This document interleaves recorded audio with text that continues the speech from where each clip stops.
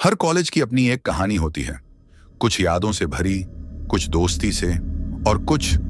रहस्यों से। ये कहानी है सूरजमल कॉलेज की, जहां का पुराना हॉस्टल सालों से बंद पड़ा था। कहा जाता था कि वहां कुछ ऐसा हुआ था जो आज तक कोई नहीं भूल पाया। कई छात्रों ने रात के अंधेरे में वहां अजीब सी आवाजें सुनी थी, कभी किसी के रोने की तो कभी दरवाजों के अपने आप खुलने बंद होने की। जब कॉलेज के नए बैच के कुछ छात्रों ने इस हॉस्टल को एक्सप्लोर करने की ठानी, तो उन्होंने सिर्फ एक बंद दरवाजा ही नहीं खोला, बल्कि अतीत के एक ऐसे डरावने सच को भी जगा दिया जिसे सबने सालों से भुला दिया था। नमस्कार दोस्तों, मेरा नाम हर्ष है और मैं उड़ीसा के एक छोटे से शहर का रहने वाला हूं। वैसे तो मैं कुछ अलग से कोई काम नहीं करता हूं और फिलहाल अपनी पढ़ाई ही पूरी कर रहा हूं, लेकिन आज मैं आप लोगों के लिए जो कहानी लेकर आया हूं वो मेरी इसी पढ़ाई के दौरान मेरे साथ हुए एक ऐसे डरावने वाक्य की कहानी है। जिस डरावने वाक्य के बारे में जब आप लोग भी सुनोगे तो आपको भी एहसास होगा कि हम लोगों के अगल बगल में रहने वाले माहौल के अंदर बहुत सी चीजें ऐसी होती हैं जिनके बारे में हम लोगों को ठीक तरीके से पता नहीं होता है, लेकिन फिर भी हम लोग उन चीजों के ऊपर विश्वास कर लेते हैं और आगे जाकर उस चीज की वजह से हम लोगों को एक ऐसी मुसीबत का सामना करना पड़ता है जिस मुसीबत के बारे में हमने कभी सपने में भी नहीं सोचा होता है। आज की जो कहानी है वो इसी तरह की एक खौफनाक घटना से जुड़ी हुई है, लेकिन जब आप लोग इस कहानी को सुनोगे तो इस कहानी के खौफ और डर को महसूस करके आपको अंदाजा होगा कि एक बहुत ही नॉर्मल से माहौल में रहते रहते एक इंसान के साथ इतना सब कुछ डरावना कैसे हो सकता। दरअसल यह जो कहानी है ये कुछ ज्यादा पुरानी नहीं है, बल्कि यह आज से लगभग 2 साल पहले की ही है। आज से 2 साल पहले मैं अपनी कॉलेज की पढ़ाई पूरी कर रहा था और उस वक्त मैं फर्स्ट ईयर में था। जब मैं फर्स्ट ईयर में था तो मैं हर रोज कॉलेज जाया करता था, क्योंकि मुझे कॉलेज जाने का काफी ज्यादा शौक था। और इस चीज के पीछे की वजह यह थी कि जब मैं स्कूल में पढ़ता था तो मैं यही सोचता था कि स्कूल की लाइफ के बाद जो कॉलेज की लाइफ होती है वो काफी ज्यादा मजे करने वाली होती है। हालांकि ये बात कुछ हद तक ठीक भी है,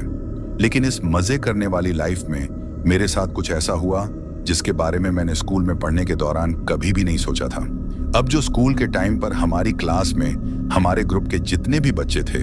वह सारे के सारे ही एक ही कॉलेज में एडमिशन ले लेते हैं, यानी कि जो पुराने दोस्त थे वही अब कॉलेज में एक साथ जाने लगते हैं। लेकिन जब हम लोग उस कॉलेज में गए तो वहां पर हमारे ग्रुप में कुछ 2-4 दूसरे बच्चे भी ऐड हो जाते हैं, जिसकी वजह से हमारा जो ग्रुप पहले 5 लोगों का था अब वो 7 लोगों का हो गया था। फर्स्ट ईयर की पढ़ाई बड़े ही आराम से चल रही थी, लेकिन कुछ ही दिनों के बाद वहां पर एक लड़की का एडमिशन और होता है और उसने भी फर्स्ट ईयर की क्लास में ही एडमिशन लिया था। जब उस लड़की ने वहां पर एडमिशन लिया तो हमें पता चला कि उसका नाम बटुआ है, लेकिन जब वह शुरू में हमारी क्लास में आने लगी थी तो वह किसी से कुछ ज्यादा बातचीत नहीं किया करती थी, बल्कि हमेशा ही थोड़ी अलग अलग सी रहती थी। इसी वजह से हम लोग शुरू में उससे कुछ ज्यादा बात नहीं करते हैं, लेकिन फिर धीरे धीरे लगभग 1 महीने के बाद उसे बातचीत होना शुरू हो जाती है और वो भी हमारे ग्रुप में बिल्कुल अच्छी तरीके से घुल-मिल जाती है।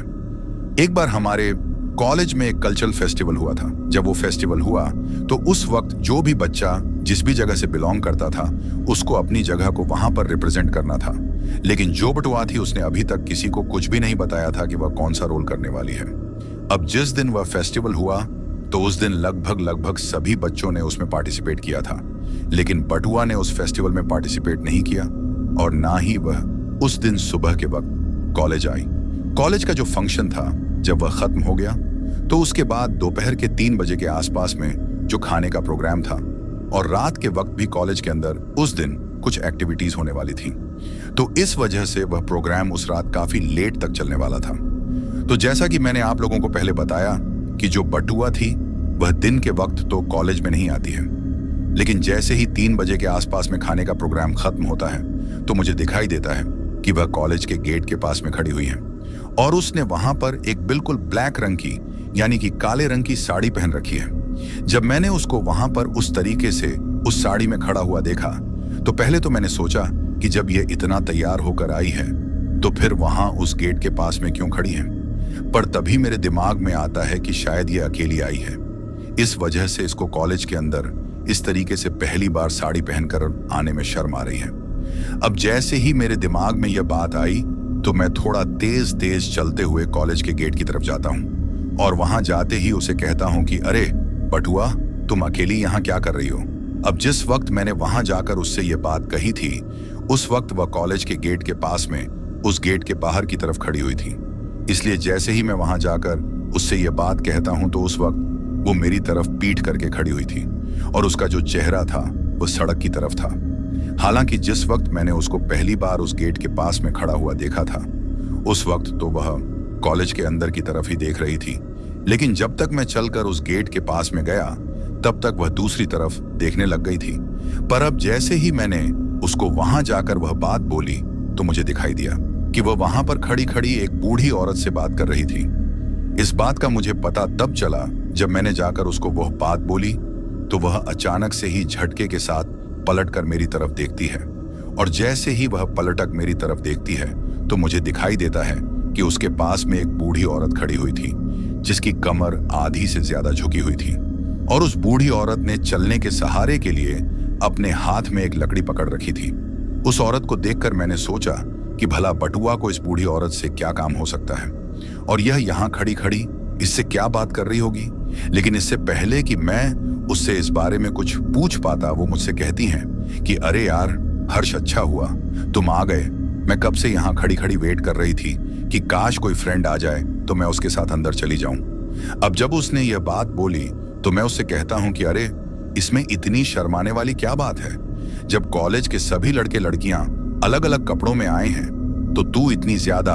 अनकंफर्टेबल महसूस मत कर। चला जा, मैं तुझे अपने साथ लेकर चलता हूं। जैसे ही मैंने उससे यह बात कही तो वह झट से मेरा हाथ पकड़ लेती है।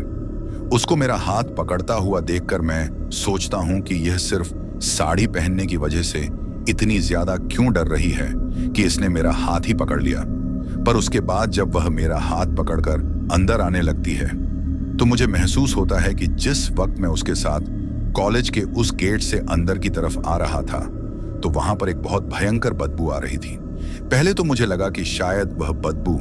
कॉलेज के गेट के बाहर की तरफ जो पानी का नाला बना हुआ है उस नाले की आ रही है। लेकिन अब बटुआ के साथ उस गेट से कॉलेज के कंपाउंड में आधे से ज्यादा दूर अंदर आने के बाद भी जब वह बदबू मुझे लगातार आती ही रही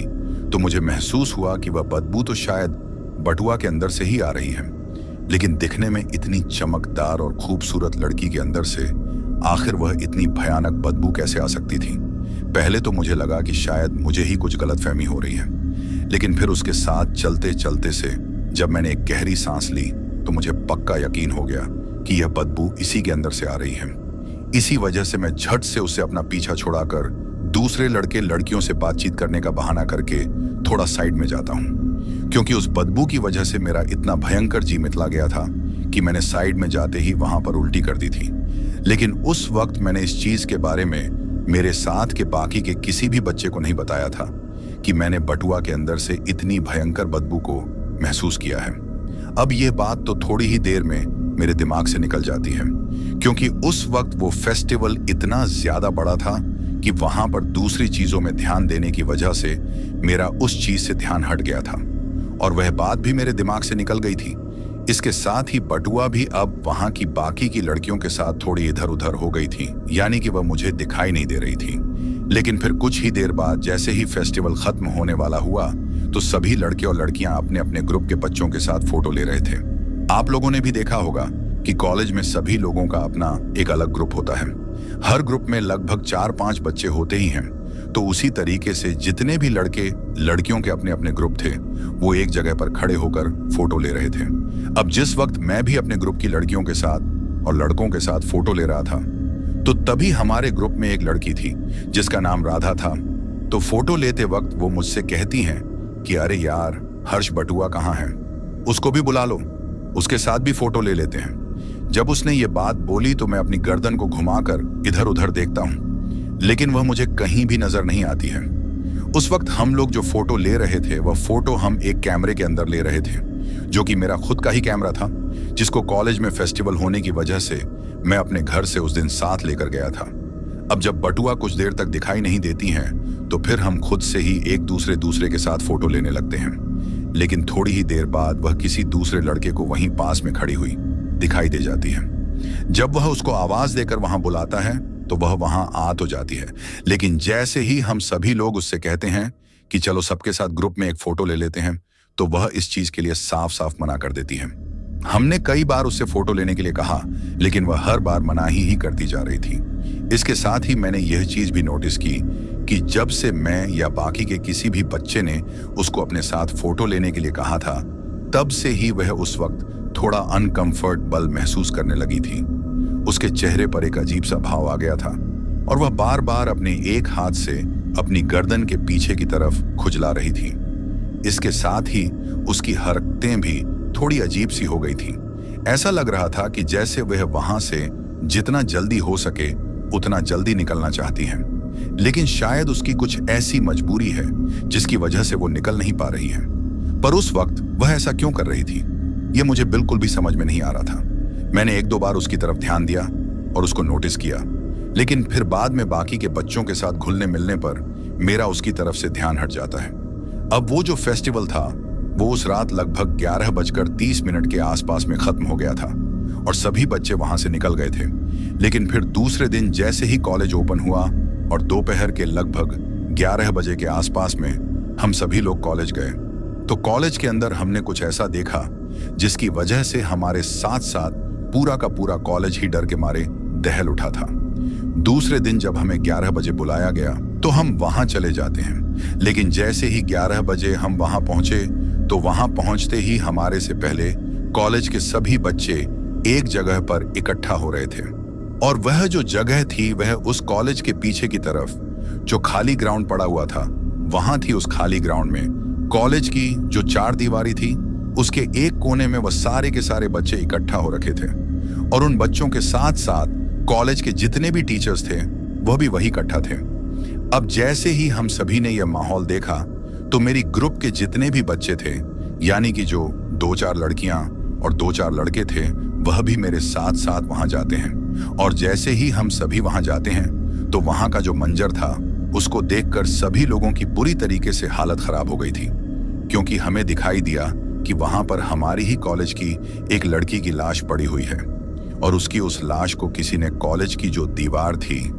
उसके पास में रस्सी से लटका रखा था। वो रस्सी उसके गले के चारों तरफ थी, यानी कि उसको किसी ने मारने के बाद फांसी के फंदे के बल कॉलेज की दीवार के ऊपर जो लोहे की रेलिंग लगी हुई थी उससे बांध कर लटका दिया था। अब मारने के बाद लटका दिया था। यह बात मैं इस वजह से कह रहा हूं क्योंकि उस लड़की की जो बॉडी थी उसके ऊपर इतने सारे कट लगे हुए थे कि उन घावों को देखकर ही सभी लोगों को अंदाजा हो गया था कि इस लड़की को इस तरीके से काट कर मारने के बाद यहाँ लटकाया गया है। और वह जो लाश थी वह कल रात की पार्टी वाले कपड़ों में ही थी,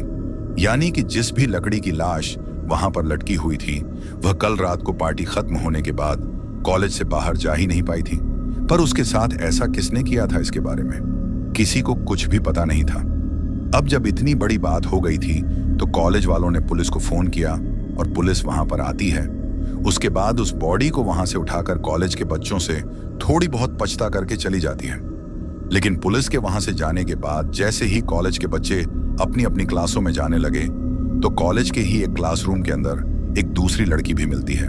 जो कि वहां पर बिल्कुल बेहोशी वाली हालत में पड़ी हुई थी। पहले तो उसको देखकर ऐसे लगा कि शायद वह भी मरी हुई ही वहां पर पड़ी हुई है, लेकिन फिर जब उसको जाकर देखा गया तो पता चला कि वह मरी नहीं है बल्कि सिर्फ बेहोश है। इसी वजह से कॉलेज के जो टीचर थे वह उसके मुंह के ऊपर पानी वगैरह डालकर उसको होश में लाते हैं। पर जैसे ही वह लड़की होश में आती है तो वह इतनी बुरी तरीके से चिल्लाने लगती है और बार बार सिर्फ एक ही बात बोल रही थी कि वह आ जाएगी, वह हम सबको खत्म कर डालेगी, मुझे यहां से जाने दो, जितना जल्दी हो सके मुझे अपने घर पहुंचा दो। अब जिस वक्त वह ये बातें बोल रही थी उस वक्त वह इतने बुरे तरीके से डरते हुए ये बात बोल रही थी कि जैसे उसने कल रात को कुछ बहुत ही भयानक देख लिया हो। इसके साथ ही उस वक्त उसकी आंखों में जो डर था उसको हम सभी बच्चे बिल्कुल साफ साफ देख पा रहे थे और कहीं ना कहीं उस चीज को महसूस भी कर पा रहे थे, क्योंकि पिछली रात को उसके साथ और बाहर जिस लड़की की लाश मिली थी उसके साथ जो कुछ भी हुआ था वह अब तक भी हम में से किसी को पता नहीं था। लेकिन जैसे ही वह इस तरीके से डरते हुए ये सब बातें बोलने लगी तो कॉलेज के टीचर्स पहले उसको शांत करवाते हैं और फिर से पूछते हैं कि आखिर वह कल रात से यहाँ इस क्लासरूम में क्या कर रही है, क्योंकि उस वक्त वो जो लड़की थी जो क्लासरूम में मिली थी वह भी पिछली रात की पार्टी वाले कपड़ों में ही थी। अब जैसे ही सबने उससे यह बात पूछी तो वह डरते डरते सभी लोगों को बताती हैं कि कल रात की पार्टी खत्म होने के बाद जब सभी कॉलेज से जाने लगे थे तो वह भी अपनी दोस्त के साथ बाहर ही जा रही थी। लेकिन तभी उसकी जो दोस्त थी वो उससे कहती हैं कि उसे बाथरूम जाना है। उस वक्त उसे अर्जेंट बाथरूम जाना था। इसी वजह से वह दोनों कॉलेज के गेट की तरफ जाने के बजाय कॉलेज के अंदर ही आती हैं, क्योंकि जो बाथरूम था वह कॉलेज के अंदर ही बना हुआ था। इसी वजह से वह दोनों ही वहां से चलकर बाथरूम यूज करने के लिए अंदर आती हैं। लेकिन जब वह दोनों बाथरूम के अंदर जाती हैं तो कोई बाहर से उन्हें कुंडी लगा देता है। उन्होंने अंदर से उस बाथरूम के दरवाजे को काफी ज्यादा खटखटाया, लेकिन किसी ने भी उस बाथरूम का दरवाजा नहीं खोला। तभी उन्हें याद आया कि वह फोन करके अपने दोस्तों को बाहर से वापस कॉलेज के अंदर बुला सकती हैं। लेकिन जैसे ही उन्होंने अपने बटुआ को वहां पर देखा तो उन्हें पता चला कि उनका बटुआ तो वहां से गायब है। दरअसल उन्होंने अपने बटुआ को, जो बाथरूम का दरवाजा था, उसकी कुंडी के ऊपर ही लटका दिया था। अब दरवाजा बाहर से बंद हो गया था तो जो बटुआ था वह भी बाहर की तरफ ही था, क्योंकि उन्होंने बाहर की तरफ वाली कुंडी के ऊपर ही अपने बटुआ को लटकाया था।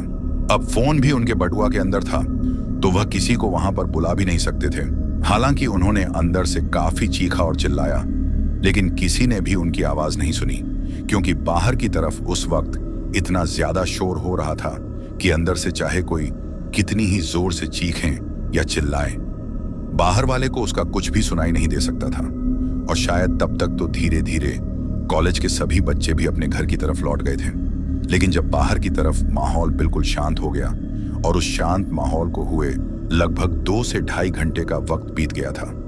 तभी उन्हें अचानक से ही बाथरूम का जो दरवाजा था उसकी कुंडी के खुलने की आवाज सुनाई देती है।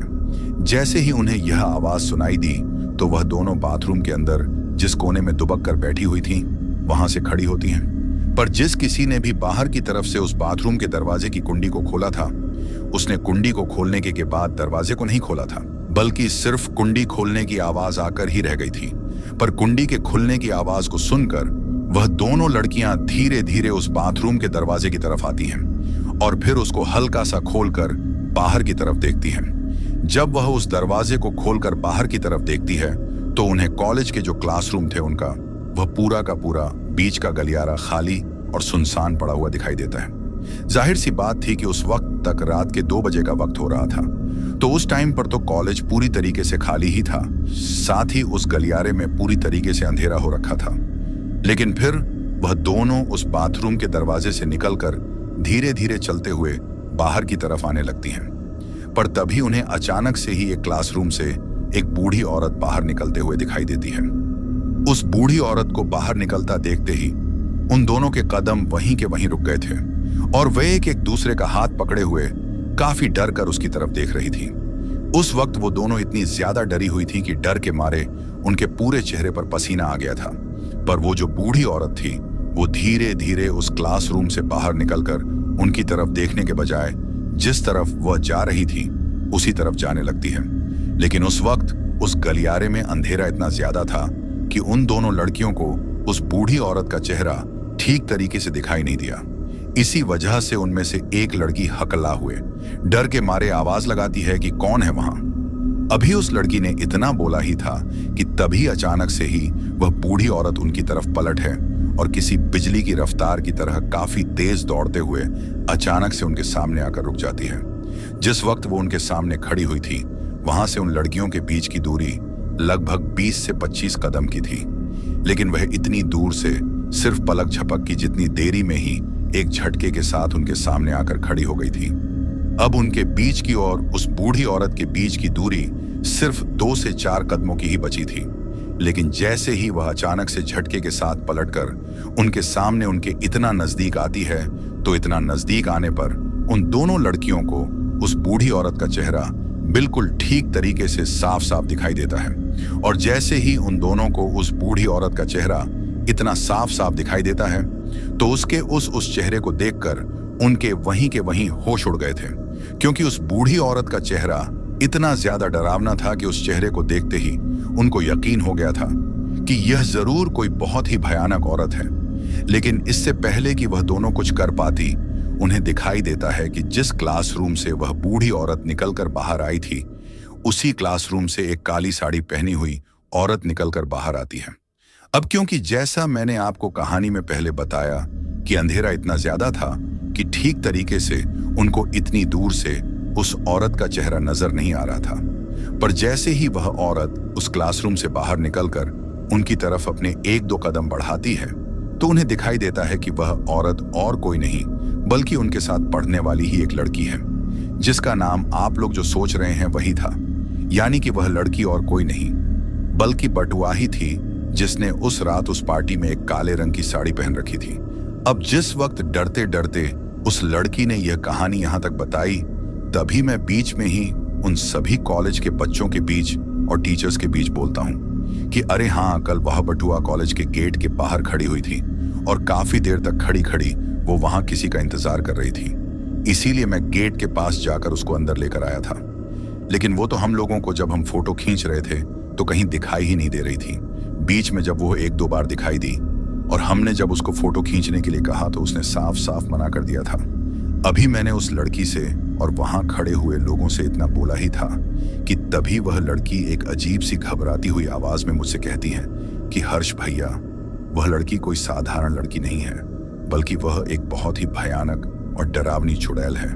जो हम लोगों के बीच एक साधारण सी लड़की बनकर रह रही है। अब जैसे ही उस लड़की ने यह बात बोली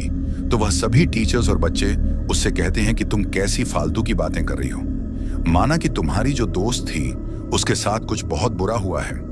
लेकिन इसका मतलब यह तो नहीं कि उसके साथ जो कुछ भी हुआ है वो किसी चुड़ैल ने किया है।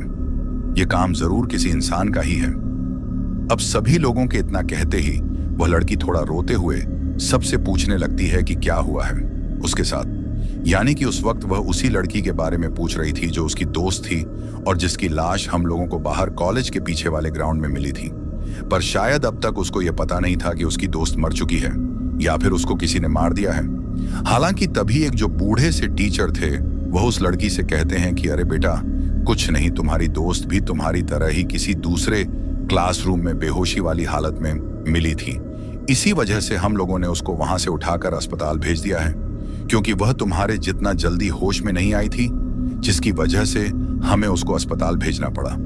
पर अब हमें पता चला है कि वह बिल्कुल ठीक है। उस टीचर ने उस लड़की को ऐसा इसलिए कहा था क्योंकि वह आगे की कहानी उससे जानना चाहते थे। अगर वह उसको वही बता देते हैं कि उसकी दोस्त मर चुकी है और जो कुछ भी कल रात को उनके साथ हुआ था उसमें उसकी दोस्त की जान जा चुकी है, तो शायद वह इतनी ज्यादा डर जाती है कि वह आगे की बात हम लोगों को बता ही नहीं पाती। इसीलिए उन टीचर के द्वारा ऐसा कहते ही फिर आगे पूछने पर वो लड़की सबको बताती है कि जैसे ही उन्होंने उस काली साड़ी वाली औरत को उस कमरे से बाहर निकलते हुए देखा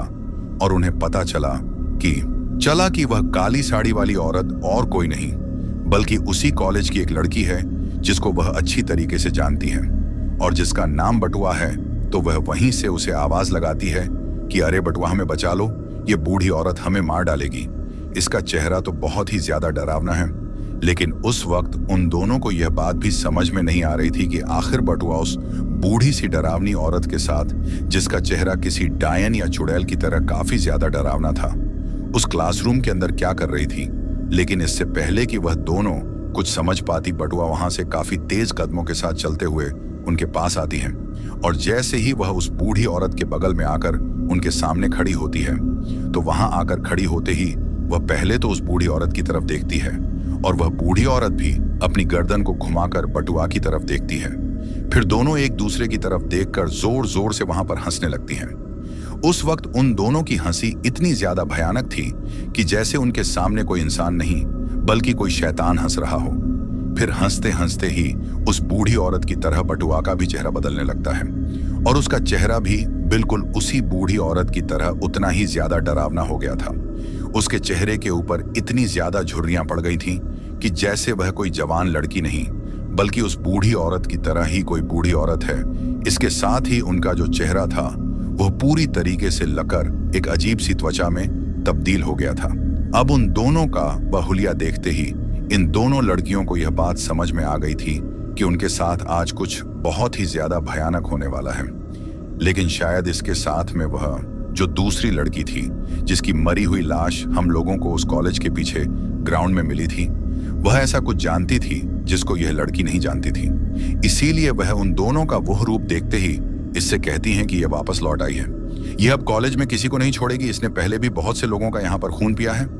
यह बात वह लड़की इसके कान के पास धीरे धीरे बोलते हुए कह रही थी, लेकिन शायद वह आवाज उन दोनों औरतों को भी सुनाई दे गई थी। इसी वजह से जो बटुआ थी, जो कि वास्तव में कोई बहुत ही डरावनी बला थी, वह हंसते हुए उस लड़की की तरफ देखकर उसे कहती हैं कि सही पहचाना तूने, खून तो मैं यहाँ पर सबका पीऊंगी, लेकिन सबसे पहले शुरुआत तुझसे ही करूंगी। उससे यह बात कहने के बाद वह अचानक से नीचे झुकती है और उस लड़की के एक पैर को पकड़कर एक झटके के साथ खींच लेती है। जैसे ही उसने झटके के साथ उसके पैर को खींचा तो वह लड़की धड़ाम से नीचे पीठ के बल बटुआ पर गिर जाती है। उसके वहां नीचे गिरते ही वह बूढ़ी औरत भी उसके दूसरी तरफ के पैर को पकड़ लेती है और उसके बाद वह दोनों उसको वहां पर किसी बिजली की रफ्तार की तरह खींचते हुए उस गलियारे से बाहर ले जाती है। जिस वक्त वो उसको खींचकर बाहर ले गई थी, उस वक्त उस लड़की की सिर्फ चीखने की आवाज ही उसके कानों तक पड़ी थी। पर अब अपनी दोस्त को उन दोनों चुड़ैलों के चंगुल में फंसते देखकर और उसको वहां से बाहर ले जाते ही वो लड़की इतनी ज्यादा डर गई कि उसने अपने आप को वहीं बगल में जो क्लासरूम था उसके अंदर बंद कर लिया और उस क्लासरूम के दरवाजे को अंदर की तरफ से कुंडी लगा ली। लेकिन अंदर की तरफ से कुंडी लगाने के बावजूद भी वो इतनी ज्यादा डर गई थी कि डर के मारे वो वहीं बेहोश हो गई। उसके बाद उसकी दोस्त के साथ और उसके साथ वहां पर क्या हुआ, इसके बारे में उसको कुछ भी नहीं पता था। बस जब उसकी आंख खुली थी तब कॉलेज के सभी लोग उसके चेहरे के ऊपर पानी डाल रहे थे और वह चारों तरफ खड़े होकर उसको बार बार होश में लाने की कोशिश कर रहे थे। फिर होश में आते ही उसने हम सभी लोगों को यह कहानी बताई थी, लेकिन उसके द्वारा यह कहानी बताते ही सभी लोग उसको यह भी बता देते हैं कि किस तरीके से उसकी उस दोस्त की लाश कॉलेज के पीछे वाले ग्राउंड में एफ के बल लटकी हुई मिली है। साथ ही उसकी लाश के ऊपर काफी गहरे घाव भी थे। अब यह बात सुनते ही पहले तो वह लड़की एकदम से सदमे में चली जाती है और बिल्कुल चुप हो जाती है। फिर कुछ देर इस तरीके से चुप रहने के बाद और कुछ सोचने के बाद वह सभी लोगों से कहती हैं कि वह घाव शायद उन दोनों चुड़ैलों के हाथों के नाखूनों के हैं, क्योंकि जिस वक्त हम दोनों के सामने वह अपने असली रूप में आई थी तो अपने असली रूप में आते ही उनके हाथ की उंगलियों के ऊपर काफी लंबे लंबे नाखून आ गए थे। वो नाखून इतने पहने थे कि एक बार में ही वह किसी की चमड़ी को उसके शरीर से अलग कर सकते थे। लेकिन हम लोगों से यह बात कहते कहते ही वह लड़की फिर से वहीं पर बेहोश हो जाती है, जिसके बाद सच में ही उसको कॉलेज के स्टाफ के द्वारा अस्पताल में पहुंचाना पड़ता है। अब जैसे ही यह चीज हुई तो कॉलेज का जो पूरा स्टाफ था वह काफी ज्यादा सदमे में आ गया था। उनको समझ में ही नहीं आ रहा था कि आखिर उस लड़की ने जो कहानी बताई है वो सच या फिर बात कुछ और ही है। पर अगर उसने जो कहानी बताई है वह सच में सच है तो फिर कॉलेज में कुछ बहुत ही भयानक होने वाला है। इस बात का उन लोगों को अंदाजा हो गया था, क्योंकि शायद अब तक भी हम जैसे जो नए फ्रेशर बच्चे थे उनको एक ऐसे सच के बारे में पता नहीं था जो उस दिन से कुछ साल पहले उस कॉलेज के अंदर हो चुका था। अब उस दिन उस लड़की को अस्पताल में भेजने के बाद कॉलेज जैसे ही खत्म हुआ और मैं अपने घर वापस गया तो मेरे पास मेरी दोस्त राधा का फोन आता है और वह मुझसे कहती हैं कि अरे यार हर्ष, वो पार्टी वाली फोटो जो तूने तेरे कैमरे के अंदर ली थी, जरा तुम मुझे वो सेंड कर। जब उसने ये बात बोली तो मैं उससे कहता हूं कि ठीक है, मैं लेट नाइट तक उन सभी फोटोज को अपने कैमरे से निकाल कर तुझको भेज दूंगा। उसको यह बात बोलने के बाद मैं तय करता हूं कि मैं उन सभी फोटोज को रात का खाना खाने के बाद आराम से लैपटॉप में डालकर उसको भेज दूंगा। अब उस दिन जैसे ही शाम हुई तो खाना खाकर जब मैं अपने कमरे के अंदर उन फोटोज को अपने कैमरे से निकाल रहा था तो तभी मुझे एक फोटो के अंदर कुछ ऐसा दिखाई देता है जिसके ऊपर विश्वास कर पाना काफी ज्यादा मुश्किल था। उस वक्त जो मेरा कमरा था वह हमारे घर की छत के ऊपर बना हुआ था और उस छत के ऊपर वो एकमात्र अकेला कमरा था जिसके अंदर मैं रहता था। तो इसी वजह से छत के ऊपर अकेले उस कमरे में रहने की वजह से जो कुछ भी मैंने उस फोटो के अंदर देखा उसको देखते ही मुझे काफी ज्यादा डर लगने लगा था। लेकिन डर के साथ साथ मुझे उस चीज के ऊपर विश्वास भी नहीं हो रहा था। इसी वजह से मैं उस फोटो के साथ साथ बाकी की और भी जो फोटो थी उनको देखने लगता हूं। हालांकि सभी फोटोज में तो नहीं, लेकिन मुझे कुछ फोटोज में बिल्कुल वही सेम चीज दिखाई देती है और जैसे ही वह चीज मुझे दिखाई देती है तो मुझे पक्का यकीन हो जाता है कि आज कॉलेज में वह जो लड़की सभी लोगों को रात वाली कहानी बता रही थी वह कहीं ना कहीं सच है। दरअसल जब उस कैमरे से उन फोटो को निकालने के बाद जब मैं अपने लैपटॉप में उनको देख रहा था तो मुझे दिखाई दिया कि जिस वक्त हमारा जो ग्रुप था उसने एक सेल्फी ली थी तो उस सेल्फी में पीछे की तरफ कोने में मुझे एक औरत खड़ी हुई दिखाई दे रही थी। उसने बिल्कुल ठीक उसी तरह की काले रंग की साड़ी पहन रखी थी जिस तरह की काले रंग की साड़ी उस रात पार्टी में बटुआ पहनकर आई थी। लेकिन जब कैमरे से वह सेल्फी ली जा रही थी तो उस औरत का चेहरा भी उस कैमरे की तरफ ही था, साथ ही उसकी आंखें भी उसी तरफ थीं। पर जो कुछ भी उस फोटो में दिखाई दे रहा था उसके हिसाब से वह औरत बहुत ही ज्यादा भयानक थी, क्योंकि जब मैंने उस फोटो को देखा तो मुझे दिखाई दिया कि उस औरत की आंखें उस फोटो में बिल्कुल वाइट दिखाई दे रही हैं, यानी कि वह पूरी तरीके से सफेद थी। इसके साथ ही उसका जो चेहरा था वह था ही नहीं, यानी कि जिस तरीके से किसी इंसान का हुलिया होता है उस तरीके से उस औरत का कोई भी हुलिया नहीं था, बल्कि उसका पूरा का पूरा चेहरा उस फोटो में ब्लैक आ रहा था। पर उसके सिर पर काफी लंबे लंबे बाल थे, लेकिन वह जो बाल थे वह उन आंखों की तरह ही पूरे के पूरे सफेद थे। अब उस फोटो को देखकर मैं सोच रहा था कि इतने सफेद बालों के साथ अगर यह औरत चाहे फिर यह कोई औरत होती या फिर वह जो लड़की बटुआ थी जिसको मैं गेट से लेकर आया था वह होती। पर जब इसके सिर पर इतने सफेद बाल थे तो उस वक्त ही ये बाकी के लोगों की नजर में क्यों नहीं आए? जब हम लोगों ने इसको सेल्फी लेने के लिए या ग्रुप में सभी लोगों के साथ फोटो लेने के लिए कहा था तब तो ये हम लोगों को बिल्कुल नॉर्मल ही दिखाई दे रही थी। तो फिर अब अचानक से इसके सिर पर यह सफेद बाल और इसकी आंखें इतनी मोटी मोटी सफेद कैसे हो सकती हैं? यह बात मैं बार बार अपने मन में सोच जा रहा था। यही बात सोचते सोचते मैं उन्हीं फोटोज को एक के बाद एक आगे बढ़ाते हुए देखे जा रहा था। लेकिन तभी अचानक से ही मेरे सामने एक ऐसी फोटो आती है जिस फोटो के आते ही मैं डर के मारे हल्का सा पीछे सिकता हूँ और अपने ही बेड पर थोड़ा पीछे की तरफ उछल कर गिर जाता हूँ। इसके साथ ही मैंने अपने लैपटॉप को भी अपने से दूर साइड में बेड के ऊपर फेंक दिया था। जैसे ही वह चीज हुई तो उसके साथ ही मेरा दिल इतनी तेज रफ्तार में धड़कने लगा था कि उस वक्त मुझे लगा कि कहीं डर के मारे मुझे हार्ट अटैक ना आ जाए, क्योंकि एक फोटो में उस काली साड़ी वाली औरत ने बिल्कुल खुद की ही सेल्फी ले रखी थी। उस फोटो को देखकर ऐसा लग रहा था कि जैसे उसने मेरे कैमरे को उठाया और उसके बाद खुद की फोटो ली और उसको वापस रख दिया। लेकिन पूरे दिन तो पार्टी के दौरान मेरा जो कैमरा था वह मेरे हाथ में ही था।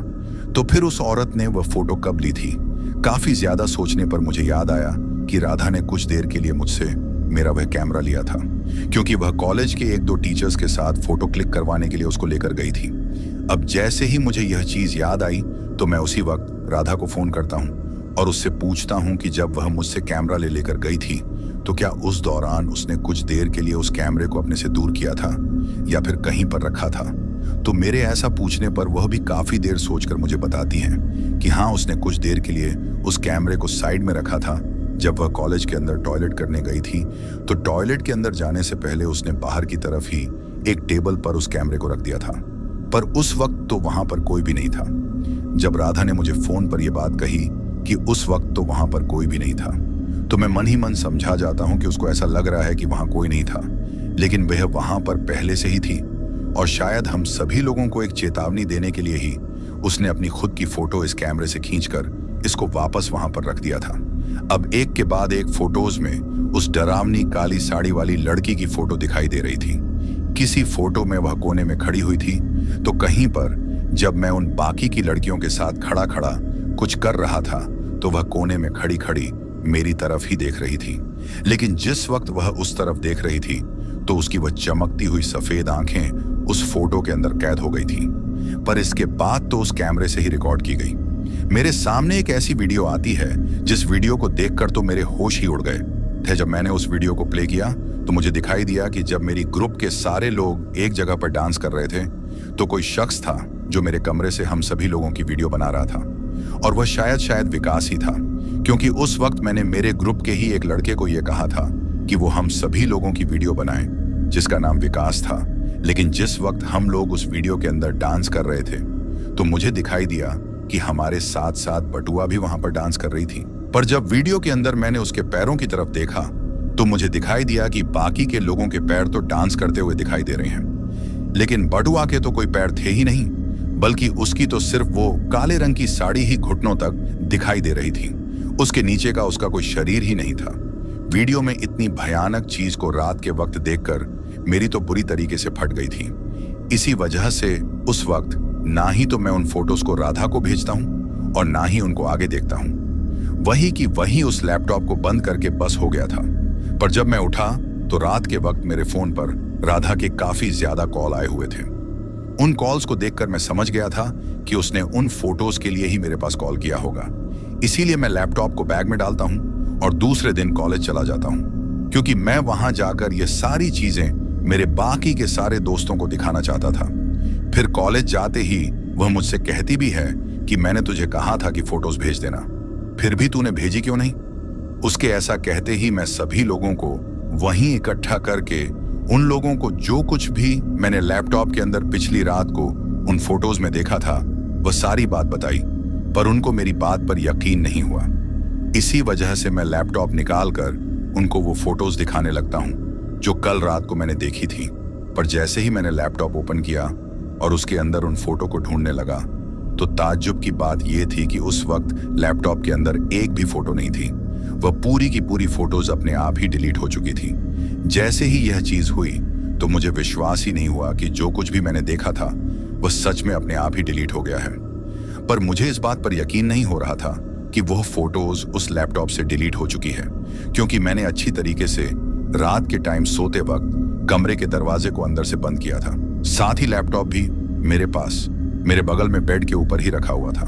तो ऐसे में कोई बाहर से आकर दूसरा शख्स तो रात के वक्त जब मैं सो रहा था तो उनको डिलीट नहीं कर सकता था। तो फिर अपने आप ही वो फोटोज उस लैपटॉप के अंदर से कैसे डिलीट हो गई थी ये किसी को भी समझ में नहीं आ रहा था।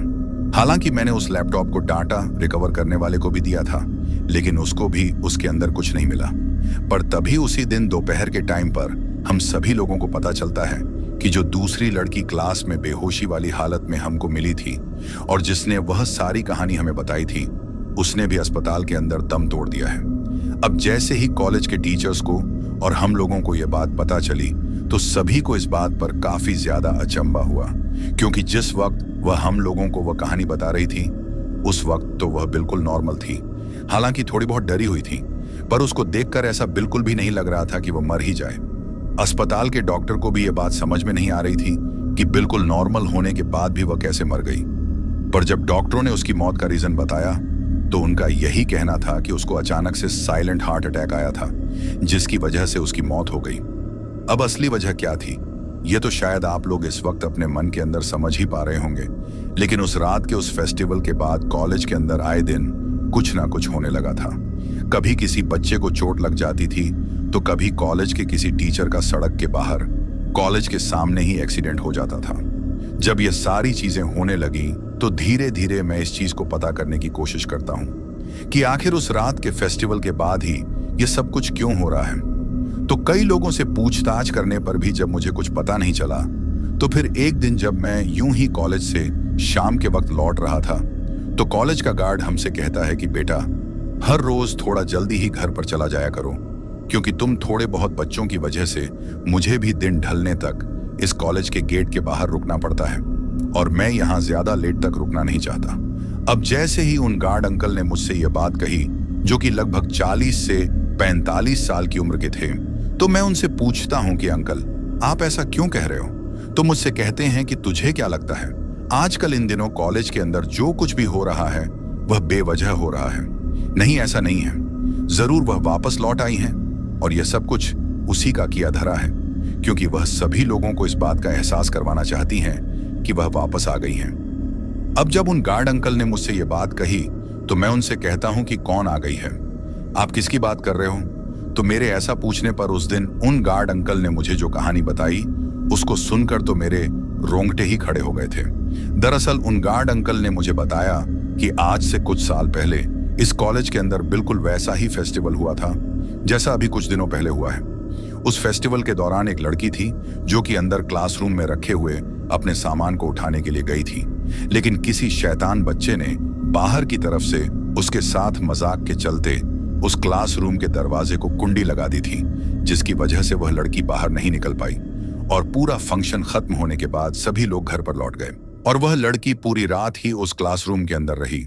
लेकिन ना जाने उस रात उसके साथ उस क्लासरूम के अंदर ऐसा क्या हुआ जिसकी वजह से उसकी वहां पर मौत हो गई। सुबह जब सभी लोग वापस आए तो उनको उस क्लासरूम के अंदर उस लड़की की लाश मिलती है, जिसके ऊपर ना ही तो कोई चोट का निशान था और ना ही कोई घाव था। लेकिन जब से उस लड़की की वहां उस तरीके से मौत हुई, उसके लगभग 15 महीने बाद से ही इस कॉलेज के अंदर बिल्कुल वैसा ही सब कुछ होने लगा था जैसा इस वक्त हो रहा है। रात के वक्त जो कोई भी शख्स कॉलेज के अगल बगल से गुजरता था तो वह कॉलेज के प्रिंसिपल को और बाकी टीचरों को फोन करके बोलता था कि आपकी कॉलेज में शायद छुट्टी होने के बाद कोई लड़की अंदर रह गई है, क्योंकि सभी लोगों को इस कॉलेज का जो ऊपर वाला फ्लोर है जिसमें वह क्लासरूम है जिसके अंदर उस लड़की की लाश मिली थी, उसके बाहर कॉलेज के सामने से गुजरने वाले लोगों को एक लड़की खड़ी हुई दिखाई देती थी। जब लोग लड़की को देखते थे तो उनको ऐसा लगता था कि जैसे गलती से वो अंदर रह गई हैं। शुरू में तो जब टीचर्स भागकर कॉलेज के अंदर आते थे तो उनको वहां पर कोई भी दिखाई नहीं देता था। धीरे धीरे सभी लोगों को यह पता चल गया कि वो जो लड़की उस क्लासरूम के अंदर मरी हुई मिली थी, उसकी आत्मा इस कॉलेज के अंदर भटकती है और वही रात के वक्त और कॉलेज बंद होने के बाद लोगों को इस कॉलेज की बाउंड्री के अंदर टहल हुई दिखाई देती है। पर उस वक्त उसकी आत्मा को काबू में करने के लिए और यहां से उसका पीछा छुड़ाने के लिए कॉलेज वालों ने एक बार कॉलेज के अंदर हवन करवाया था, जिसके बाद से वो लोगों को दिखना बंद हो गई थी। लेकिन जिन पंडित ने वह हवन किया था, उन्होंने सभी लोगों से एक बात साफ साफ कह दी थी कि अगर गलती से भी किसी बच्चे का इस कॉलेज की बाउंड्री के अंदर खून बह गया या उसके खून की एक भी बूंद इस कॉलेज की चार दीवारी के अंदर गिर गई तो फिर उस लड़की की आत्मा फिर से जाग जाएगी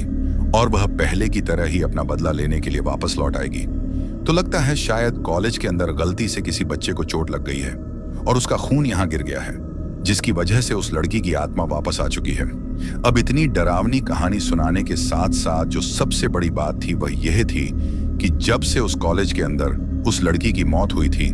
तब से ही बटुआ नाम की वह लड़की कॉलेज नहीं आ रही थी और ना ही उसका किसी को कुछ अता पता चल रहा था। एडमिशन के वक्त उसके साथ उसके जो माँ बाप आए थे उनका भी कुछ पता नहीं चल रहा था